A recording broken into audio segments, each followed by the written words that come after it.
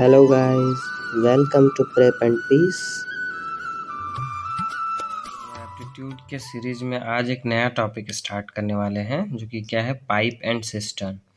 ये टॉपिक इससे पहले जस्ट हम लोग जो टॉपिक पढ़े हैं वो पढ़े हैं टाइम एंड वर्क वाला टॉपिक, ठीक है। उससे रिलेटेड ये टॉपिक है, उसी तरह से सॉल्व होता है क्वेश्चंस, बस थोड़ा सा फंडामेंटल्स इसका चाहिए, तो उसको आज हम लोग देखेंगे आज के वीडियो में, ठीक है। इसके बाद हम लोग फिर क्या करेंगे कि इसी टॉपिक से रिलेटेड प्रैक्टिस क्वेश्चंस देखेंगे, ठीक है। तो यदि मान लेते हैं एक टैंक है या सिस्टर्न है, इस सिस्टर्न के अंदर दो पाइप से पानी आ रहा है, ठीक है, वाटर या कोई भी लिक्विड आ रहा है, ए पाइप और बी पाइप से, और बाहर निकलने का रास्ता एक है यहाँ पे, स्क्वायर वाल्व बोलते हैं इसको, ठीक है। यानी मतलब जब टंकी की सफाई करनी होती है तो इस वाले वाल्व को ओपन कर देते हैं, ठीक है। जिससे क्या होता है, सारा पानी निकल जाता है, फिर टंकी की सफाई कर सकते हैं। तो ये स्क्वायर वाल्व है नीचे में एक, और एक ऊपर से क्या होता है, ओवरफ्लो हो सकता है, ठीक है, ओवरफ्लो हो सकता है। तो बस एक चीज़ का ध्यान रखना है कि जब पानी आ रहा हो टंकी के अंदर तो उसको पॉजिटिव के साइन के साथ लिखेंगे, बी वाला भी पॉजिटिव हो जाएगा, और सी वाला जब पानी टंकी से बाहर निकल रहा है तो उसको क्या बोलेंगे, नेगेटिव साइन। यहाँ स्क्वायर वाल्व वाला भी क्या बोलेंगे, नेगेटिव साइन, ठीक है। आगे बढ़ते एक क्वेश्चन देखते, ठीक है, जिसके बेसिस पे आगे हम लोग सारे प्रैक्टिस क्वेश्चंस करेंगे, ठीक है। Let us suppose tap A can fill the tank in 10 minutes. इसी पिक्चर से रिलेटेड क्वेश्चन है, ठीक है। ये जो टैप ए है, यदि इसको अकेले चला दिया जाए, बाकी सब चीज़ बंद है, तो वो कितने देर में टंकी को भर देता है, 10 मिनट के अंदर, ठीक है। Tap B can fill the tank in 15 minutes. ये जो बी वाला टैंक है, यदि ए वाला भी बंद कर दे, सब बंद कर दे, तो क्या हो जाएगा, बी अकेले कितने देर में भर देगा, 15 मिनट में।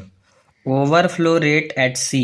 अब सी से जो ओवरफ्लो हो रहा है, या किस रेट से ओवरफ्लो हो रहा है, 1 लीटर पर मिनट से, ठीक है। मतलब 1 मिनट में 1 लीटर खाली हो जा रहा है ऊपर से ओवरफ्लो करके, ठीक है। एंड स्क्वायर वाल्व मतलब जो डी वाला वाल्व है, ठीक है, ये भी ओपन है बोल रहा है। क्या बोल रहा है कि ये भी ओपन कर दिया गया है। Which can empty the tank in 30 minutes. यदि मान लीजिए टैंक पूरा भरा हुआ रहता, ए और बी बंद रहता, और सी से ओवरफ्लो नहीं हो रहा होता, तो डी अकेला जो है इस पूरे टंकी को कितने देर में खाली कर देता, 30 मिनट के अंदर। तो पूछने क्या है, तो बोला क्या है, then find the time at which the tank is completely filled. मतलब सारा चीज़ ओपन कर दिया गया है, ए भी ओपन है, बी भी ओपन है, डी भी ओपन है, ठीक है। तो पूछा गया है कि कितने देर में टंकी कम्प्लीटली भर जाएगा, ठीक है। तो अब देखते हैं एक एक करके। तो यहाँ पे एक पहला सॉल्यूशन का पार्ट क्या बोल रहा है कि overflow rate will not be considered in the solution.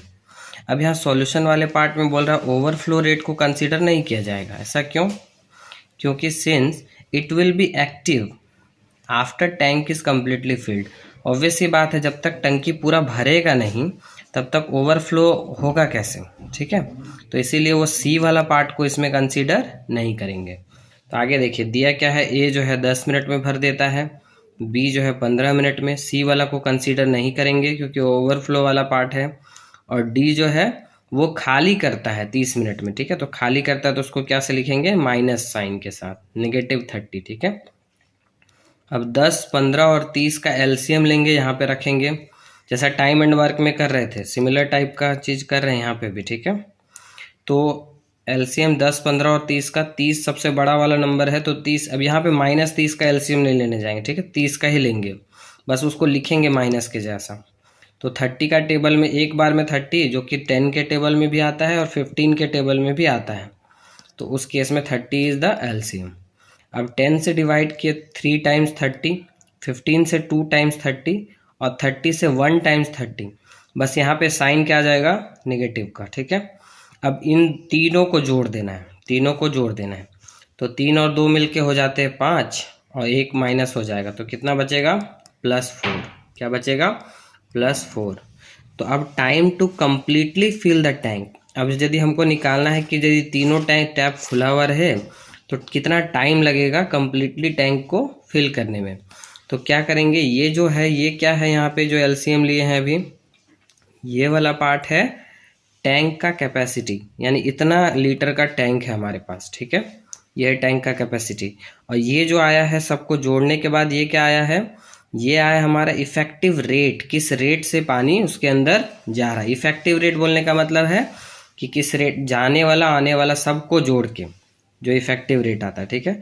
तो कितना टाइम लगेगा टैंक को फिल करने में, तो जो capacity of tank divided by effective rate, तो इफेक्टिव रेट में +4, 30/4 क्या हो गया 7.5 मिनट्स। अब यहाँ यूनिट जो है वो डिपेंड करेगा कि क्या यूनिट में क्वेश्चन में सारा पैरामीटर्स दिया हुआ है, ठीक है। तो यहाँ पे क्या हो जाएगा मिनट्स, क्योंकि क्वेश्चन में सारा चीज़ मिनट में दिया हुआ है, ठीक है।